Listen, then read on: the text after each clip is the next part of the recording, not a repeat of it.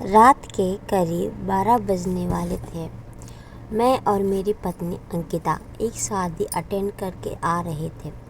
अंकिता मेरे पीछे बाइक पर ही बैठी थी और उसका एक हाथ मेरे कंधे पर था और वो कोई गाना गुनगुना रही थी। पर चलती बाइक पर मुझे तो समझ में नहीं आ रहा था कि वो गाना कौन सा है। कुछ देर बाद हमारी मंजिल आती है और हम बाइक से उतरकर अपने घर के अंदर जाते हैं और घर की लाइट ऑन करते हैं। आज तो बहुत थक गए हैं पवन, अंकिता ने हाँफते हुए कहा।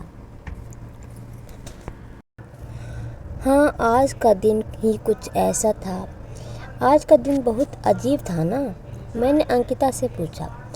अजीब कैसे? मैं कुछ समझी नहीं। शादी में तो बहुत मज़ा आया, पर थकान पूरे शरीर को जकड़ लिया है। अंकिता ने जवाब दिया, अरे मैं तुम्हारी बात थोड़े ही कर रहा हूँ।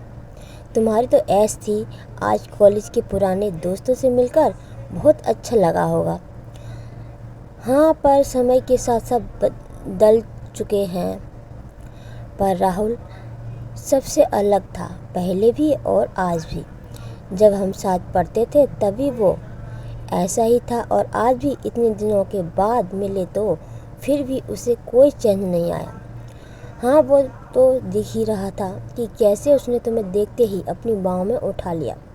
जब मैंने अंकिता को ये बात कही तो उसने अजीब सी नज़रों से मुझे देखा और कहा, एक मिनट, कहीं तुम्हें जलन तो नहीं हो रही? पवन की राहुल मुझे शादी में सबसे ज़्यादा अहमियत दे रहा था। ये कहकर वो हंसती है और फिर से कहती है, जाकर थोड़ा फ्रेश हो जाओ मेरे पतिदेव। इसमें हंसने की क्या बात है? मुझे लगा तो मैंने बोल दिया। ठीक है, अब जाओ और जल्दी से फ्रेश होकर आओ। आज घर में कोई नहीं है। क्या तुम ये मौका ऐसे ही गंवा दोगे? ये सुनकर मैं झट से अपने कपड़े उतार कर नहाने के लिए जाता हूँ, क्योंकि अंकिता का रोमांटिक अंदाज मुझे बहुत उसकी ओर आकर्षित करने में कामयाब हो चुका था। जब भी किसी और के साथ होती हो या कोई तुम्हें छूने की कोशिश करता है तो मेरा मन करता है कि मैं उसकी जान ले लूं। अच्छा, क्या इतना प्यार करते हो मुझसे? क्या तुम्हें लगता है, क्या तुम्हें कभी किसी को देखा है मेरे जितना प्यार करते हुए? नहीं, अब तक तो नहीं। अब क्या ऐसे ही टाइम पास करना या कुछ? फिर मैं अंकिता को अपनी बाहों में उठाकर हमारे बिस्तर की ओर लेकर जाता हूँ कि तभी अचानक हमारे घर की डोरबेल बजती है। इस वक्त कौन हो सकता है? अंकिता ने मुझसे पूछा। मुझे क्या पता, देखना पड़ेगा।